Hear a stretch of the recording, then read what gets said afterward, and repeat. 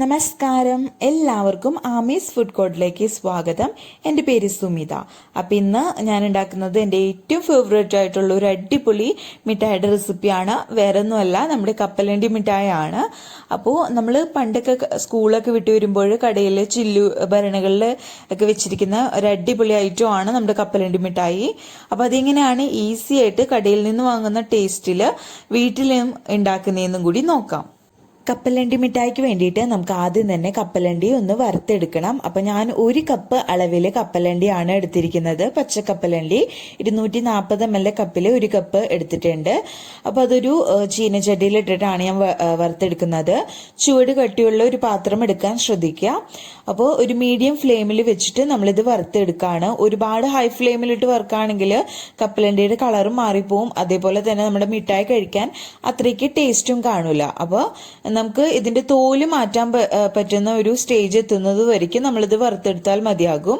അപ്പോൾ ഒരു മീഡിയം ഫ്ലെയിമിൽ വെച്ചിട്ട് നല്ല പോലെ ഇതങ്ങ് വറുത്തെടുക്കാം. ഇപ്പൊ നമ്മുടെ കപ്പലണ്ടിയുടെ കളർ ചെറുതായിട്ടൊന്ന് മാറി വന്നിട്ടുണ്ട്. അപ്പോൾ ഇത് ഇത്രയും മതിയോ ഞാൻ കാണിച്ചു തരാം. നമ്മൾ കൈ വെച്ചിട്ട് ഇങ്ങനെ കപ്പലണ്ടി ഇങ്ങനെ തിരുമ്പുമ്പോൾ അതിന്റെ തൊലി പോകണം. ആ ഒരു സ്റ്റേജ് ആവുന്നത് വരയ്ക്കും നമ്മളിത് വറുത്തെടുത്താൽ മതിയാകും. ഒരുപാട് അങ്ങ് മൂപ്പിച്ചെടുക്കേണ്ട ആവശ്യമില്ല കേട്ടോ. അപ്പൊ ഈ സമയം നമുക്ക് ഫ്ലെയിം ഓഫ് ചെയ്യാം. എന്നിട്ട് പെട്ടെന്ന് തന്നെ നമ്മുടെ കപ്പലണ്ടി വേറൊരു പ്ലേറ്റിലേക്ക് മാറ്റാം. കാരണം വീണ്ടും നമ്മുടെ ആ ചീനച്ചട്ടിൽ തന്നെ ഇരിക്കുകയാണെങ്കിൽ ചൂട് വെച്ചിട്ട് വീണ്ടും ഇത് മൂത്ത് പോയിട്ട് കളർ ചേഞ്ച് ആവാൻ സാധ്യതയുണ്ട്. അതുകൊണ്ടാണ് കേട്ടോ പ്ലേറ്റിലേക്ക് മാറ്റിയത്. അപ്പൊ ഇതൊന്ന് ചൂടാറി വരട്ടെ. കപ്പലണ്ടി ഒന്ന് നല്ലപോലെ ചൂടാറി കഴിഞ്ഞാൽ നമുക്ക് അതിന്റെ തോല് മാറ്റിയെടുക്കാം. അപ്പൊ അതിന് വേണ്ടിയിട്ട് 2 കൈയും വെച്ചിട്ട് ഇതേപോലെ അങ്ങ് തിരുമ്മി കൊടുത്താൽ മതി. നമുക്ക് പെട്ടെന്ന് തന്നെ കിട്ടും. അതേപോലെ തന്നെ നമ്മൾ തിരുമ്മി കൊടുക്കുമ്പോൾ ഇതിന്റെ തോല് കളയുന്നതോടൊപ്പം തന്നെ നമ്മളിത് സ്പ്ലിറ്റ് ചെയ്തെടുക്കാനും നമ്മുടെ കപ്പലണ്ടി സ്പ്ലിറ്റ് ചെയ്തെടുക്കാനും ശ്രദ്ധിക്കണം. അപ്പൊ ഇത് മൊത്തത്തിൽ കളഞ്ഞെടുക്കട്ടെ. ഇപ്പൊ ഞാൻ കപ്പലണ്ടി നല്ലപോലെ ക്ലീൻ ആക്കി കൊണ്ടുവന്നിട്ടുണ്ട്. അതിന്റെ തോലൊക്കെ കളഞ്ഞ് അതേപോലെ തന്നെ നമ്മുടെ കപ്പലണ്ടി സ്പ്ലിറ്റ് ചെയ്ത് എടുത്തിട്ടുണ്ട് കേട്ടോ. അപ്പൊ ഇത്രയും മതി. അപ്പൊ ഞാൻ 1 കപ്പ് അളവാണ് എടുത്തിരിക്കുന്നത്. ഇതൊരു സൈഡിലേക്ക് മാറ്റി വെക്കാം. ഇനി നമുക്ക് നമ്മുടെ മിഠായിക്ക് വേണ്ടിയിട്ടുള്ള ശർക്കര പാനി റെഡിയാക്കി എടുക്കാം. ഞാൻ അതിനു വേണ്ടിയിട്ട് 1/2 കപ്പ് അളവില് ശർക്കരയാണ് എടുത്തിരിക്കുന്നത്. നല്ല പോലെ ചുരണ്ടി എടുത്തത്, അതായത് പൊടിയായിട്ടുള്ള ശർക്കരയാണ് എടുത്തിരിക്കുന്നത്. അപ്പോൾ ഒരു മീഡിയം മധുരമാണ്. നിങ്ങൾക്ക് മധുരം കൂടുതൽ വേണമെങ്കിൽ കുറച്ചും കൂടി ശർക്കര ഉപയോഗിക്കാം കേട്ടോ. അതിലേക്ക് ഒരു 1/4 കപ്പ് അളവിൽ വെള്ളം ഒഴിച്ചിട്ടുണ്ട്. 1/2 ടീസ്പൂൺ അളവിൽ ഏലക്ക പൊടിച്ചത്, അതേപോലെ ഒരു നുള്ളു ഉപ്പും കൂടി ചേർത്ത് കൊടുത്തിട്ടുണ്ട്. അപ്പോൾ ഏലക്ക നാരോട് കൂടിയാണ് ചേർത്തിരിക്കുന്നത്. അപ്പോൾ ഇത് അരിച്ചു മാറ്റാനുള്ളതാണ് കേട്ടോ. അതാണ് ഈ സമയം ഞാൻ ചേർത്തിരിക്കുന്നത്. അപ്പൊ ഇത് നല്ലപോലെ തിളച്ചു വരട്ടെ. ശർക്കര പാനി ഇപ്പോൾ നല്ലപോലെ തിളച്ചു വന്നിട്ടുണ്ട്. അപ്പൊ ഇത്രയും മതി. ഫ്ലെയിം ഓഫ് ചെയ്തിട്ട് നമുക്കിതൊന്ന് അരിച്ചെടുക്കാം. അപ്പോൾ നമ്മൾ നമ്മുടെ മിഠായി ഉണ്ടാക്കുന്നതിനേക്കാളും മുമ്പായിട്ട് അതൊന്ന് പരത്തിയെടുക്കണം. നമുക്കൊന്ന് ഷേപ്പ് ആക്കി എടുക്കണം നമ്മുടെ മിഠായി. അപ്പം അതിന് വേണ്ടിയിട്ട് അത് ഒട്ടിപ്പിടിക്കാതിരിക്കാൻ വേണ്ടിയിട്ട് ഞാനിപ്പോൾ ഒരു ബട്ടർ പേപ്പറാണ് യൂസ് ചെയ്തിരിക്കുന്നത്. അതിലേക്ക് കുറച്ച് നെയ്യ് തടവിയിട്ടുണ്ട്. നിങ്ങൾക്ക് വേണമെങ്കിൽ കൗണ്ടർ ടോപ്പിൽ ഇട്ടിട്ട് തന്നെ ചെയ്യാം. കുറച്ച് നെയ്യ് കൗണ്ടർ ടോപ്പിൽ പുരട്ടിയാലും മതിയാകും കേട്ടോ. അപ്പോൾ എളുപ്പത്തിന് വേണ്ടിയിട്ട് ബട്ടർ പേപ്പറാണ് യൂസ് ചെയ്തിരിക്കുന്നത്. അപ്പോൾ ഇതിങ്ങനെ ആദ്യം തന്നെ സെറ്റ് ചെയ്ത് വെക്കാം. എന്നിട്ട് മിഠായി ഉണ്ടാക്കാൻ തുടങ്ങാം. മിഠായി ഉണ്ടാക്കാൻ വേണ്ടിയിട്ട് ഞാനൊരു കടായാണ് എടുത്ത് വെച്ചിരിക്കുന്നത്. അതിലേക്ക് നമ്മൾ നേരത്തെ തിളപ്പിച്ച് വെച്ചിരുന്ന നമ്മുടെ ശർക്കര നീരൊന്ന് അരിച്ചൊഴിച്ചു കൊടുക്കാം. നമ്മുടെ ശർക്കരയിൽ എന്തെങ്കിലും കരടുണ്ടെങ്കിൽ പോയി കിട്ടാൻ വേണ്ടിയിട്ടാണ്. അതേപോലെ തന്നെ ഞാൻ ഏലക്ക ജസ്റ്റ് ഒന്ന് ഒരുപാട് ഫൈനായിട്ടല്ല പൊടിച്ചിരുന്നത്. അപ്പം അതിൻ്റെ നാരൊക്കെ ഒന്ന് ഇതേപോലെ അരിച്ച് ചേർക്കുകയാണെങ്കിൽ പോയി കിട്ടുകയും ചെയ്യും. അതേപോലെ അതിൻ്റെ നമ്മൾ തിളപ്പിച്ചുകൊണ്ട് നല്ല ഫ്ലേവർ കിട്ടുകയും ചെയ്യും. നിങ്ങൾ ഫൈനായിട്ടുള്ള പൗഡറാണ് യൂസ് ചെയ്യുന്നതെങ്കിൽ അവസാനം ചേർത്ത് കൊടുത്താലും മതിയാകും കേട്ടോ. അപ്പോൾ നമ്മൾ ഈ പാനി ഒന്ന് തിളപ്പിച്ചിട്ട് ഒന്ന് തിക്കാക്കി എടുക്കണം. ഒരു കൺസിസ്റ്റൻസി ഉണ്ട്. ആ ഒരു സ്റ്റേജിലാണ് നമ്മൾ ഇതിൽ കപ്പലണ്ടി ചേർക്കുന്നത്. അപ്പോൾ നല്ലപോലെ തിളപ്പിച്ചിട്ട് ഏത് സ്റ്റേജിലാണ് ചേർക്കുന്നതെന്ന് ഞാൻ പറയാം. ഇപ്പം നമ്മുടെ ശർക്കര നീര് നല്ലപോലെ തിളച്ചു വന്നിട്ടുണ്ട്. അപ്പോൾ ഞാൻ മീഡിയം ടു ലോ ഫ്ലെയിമിൽ വെച്ചിട്ടാണ് നമ്മുടെ പാനി തിളപ്പിക്കുന്നത്. അതേപോലെ തന്നെ പാനി ഇടയ്ക്ക് ഇളക്കി കൊടുക്കാനും മറക്കരുത്. അപ്പോൾ നമ്മുടെ കൺസിസ്റ്റൻസി കറക്റ്റ് ആയോ എന്ന് അറിയാൻ വേണ്ടിയിട്ട്, റെഡി ആയോ എന്ന് അറിയാൻ വേണ്ടിയിട്ട് ഒരു പാത്രത്തിൽ വെള്ളം എടുത്തിട്ടുണ്ട്. തണുത്ത നോർമൽ വാട്ടർ. അതിലേക്ക് നമ്മുടെ പാനി ഇറ്റിച്ചു കൊടുക്കുക 2-3 തുള്ളി. എന്നിട്ട് ഇതേ നമ്മളിപ്പോൾ കൈകൊണ്ട് ചെയ്യുമ്പോൾ ഇതേ നോക്കിയാൽ തന്നെ കാണാം അലിഞ്ഞു പോവാണ്. അപ്പോൾ നമ്മുടെ കൺസിസ്റ്റൻസി റെഡി ആയിട്ടില്ല. നമ്മുടെ കപ്പലണ്ടി ഇടുന്ന പരുവമായിട്ടില്ല എന്നാണ് അർത്ഥം. അപ്പോൾ കുറച്ചും കൂടി നേരം ഇട്ടിട്ട് നമുക്ക് തിളപ്പിച്ചെടുക്കാം. അപ്പോൾ ഞാൻ ശർക്കര എടുത്തിരുന്നത് 1/2 കപ്പാണ്. അതായത് 1/2 കപ്പ് നല്ലപോലെ അമർത്തിയിട്ടാണ് കേട്ടോ ശർക്കര എടുത്തിരുന്നത്. അപ്പോൾ ഒരു മീഡിയം മധുരമാണ്. നിങ്ങൾക്ക് മധുരം കൂടുതൽ വേണ്ടവരാണെങ്കിൽ ശർക്കരയുടെ അളവ് കൂട്ടി കൊടുത്താൽ മതിയാകും. അപ്പോൾ ഇത് കുറച്ചു നേരം കൂടി നമുക്ക് തിളപ്പിച്ചെടുക്കാം. ഇപ്പോൾ കുറച്ചു നേരം കൂടി ഞാൻ നമ്മുടെ ശർക്കര പാനി തിളപ്പിച്ചെടുത്തിട്ടുണ്ട്.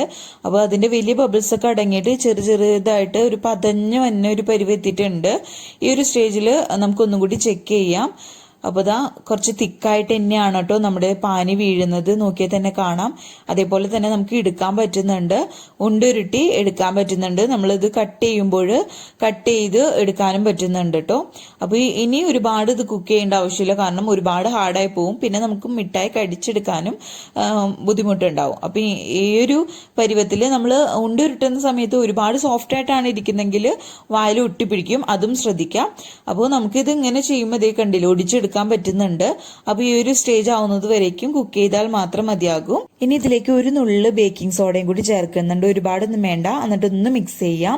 അപ്പൊ നമ്മൾ മിഠായി കഴിക്കുമ്പോൾ ഒരുപാട് ഹാർഡായി പോവാതിരിക്കാൻ വേണ്ടിയിട്ടാണ് കേട്ടോ ഇങ്ങനെ ചെയ്യുന്നത്. ഇനി ഇതിലേക്ക് നമുക്ക് നമ്മുടെ കപ്പലണ്ടി ക്ലീൻ ആക്കി വെച്ചിരിക്കുന്നത് ചേർത്ത് കൊടുക്കാം. എന്നിട്ട് നല്ല പോലെ അങ്ങ് മിക്സ് ചെയ്ത് കൊടുത്തേക്കാം. ഞാനിപ്പോൾ ഫ്ലെയിം ഓഫ് ചെയ്തിട്ടില്ല കേട്ടോ, ലോ ഫ്ലെയിമിലേക്ക് മാറ്റിയേക്കാണ്.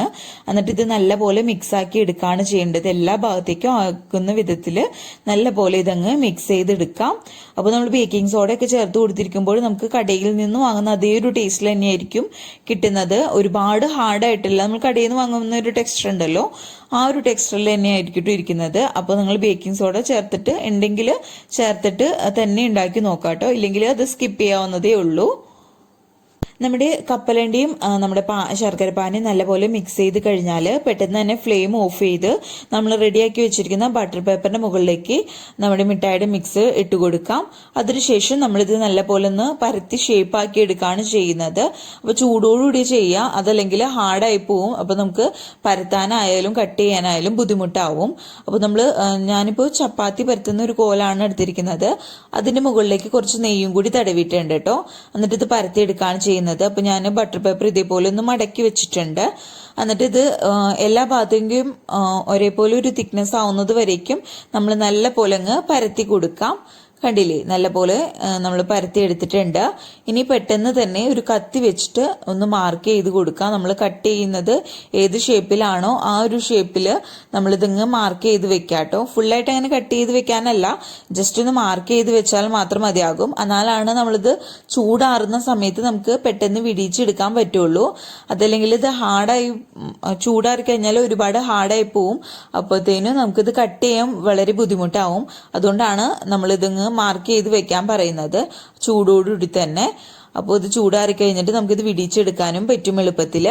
അപ്പോൾ ഞാൻ അത് മൊത്തത്തിൽ അങ്ങ് സ്ക്വയർ ഷേപ്പിലാണ് എടുക്കുന്നത്. അപ്പോൾ ഇത് മൊത്തത്തിൽ മാർക്ക് ചെയ്തിട്ട് കൊണ്ടുവരാം. ഇപ്പൊ നമ്മൾ മിഠായി ഞാൻ മൊത്തത്തിൽ അങ്ങ് മാർക്ക് ചെയ്തെടുത്തിട്ടുണ്ട്. ഇപ്പൊ ഇതേ നമ്മളിത് അടുത്തേക്ക് കൊണ്ടുവരുമ്പോൾ തന്നെ കാണാൻ നല്ലൊരു കളറിൽ തന്നെയാണ് കിട്ടിയിരിക്കുന്നത് നമ്മുടെ കപ്പലണ്ടി മിഠായി. അതേപോലെ തന്നെ നമുക്കിത് വിടിച്ചെടുക്കാനും ഇനി എളുപ്പമായിരിക്കും ചൂടാറി കഴിഞ്ഞാൽ. ഇതിപ്പോൾ തന്നെ ചെറുതായിട്ട് വിട്ട് വരുന്നുണ്ട്.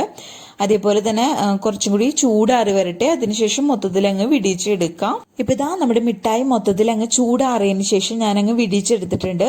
കണ്ടില്ലേ, പെർഫെക്റ്റ് ആയിട്ട് തന്നെ കിട്ടിയിട്ടുണ്ട് കേട്ടോ.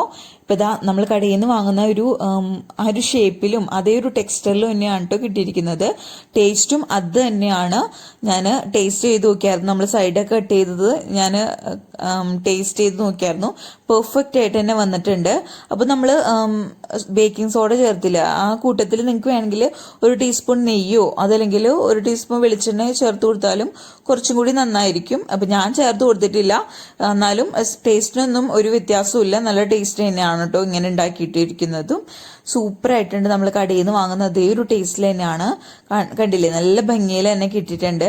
അതേപോലെ തന്നെ കുറച്ചും കൂടി ഡാർക്ക് കളറിൽ വേണമെങ്കിൽ നിങ്ങൾക്ക് നമ്മുടെ കറുത്ത ശർക്കര ഉണ്ടല്ലോ അത് യൂസ് ചെയ്യാം. അപ്പൊ ഞാനിതൊന്ന് കട്ട് ചെയ്ത് കാണിക്കാം. കണ്ടില്ലേ, അടിപൊളിയായിട്ട് കിട്ടിയിട്ടുണ്ട്. കണ്ട, നമ്മൾ കടയിൽ നിന്ന് വാങ്ങുന്ന പോലെ തന്നെ നമുക്ക് ശരിക്കും പൊട്ടിച്ചെടുക്കാൻ പറ്റുന്നുണ്ട്.